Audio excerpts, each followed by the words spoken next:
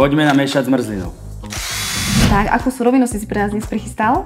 Tak, dnes máme pripravenú surovinu zelenú lipu. Bude aj súčasťou príchute, ktorú vyskúšate úplne zadarmo, ale o tom až na záver.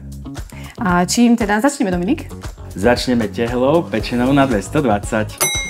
Máme tu krásne voňavú tehlu, Zuzka. Tak krásne vonia. No, šup. Tak, a teraz príde najdôležitejšia prísada. Zelená lipa. Zuzka, podaj mi prosím ťa. Výborne, to nám tam chýbalo. Áno. Páči. Ďakujem krásne. Poprosím ťa ešte viac. OK. Páči. Viac potrebujem, viac. Fakt? Viac. Si to chcel? Viac. Nech sa ti páči. Toto je ono. No sem tam.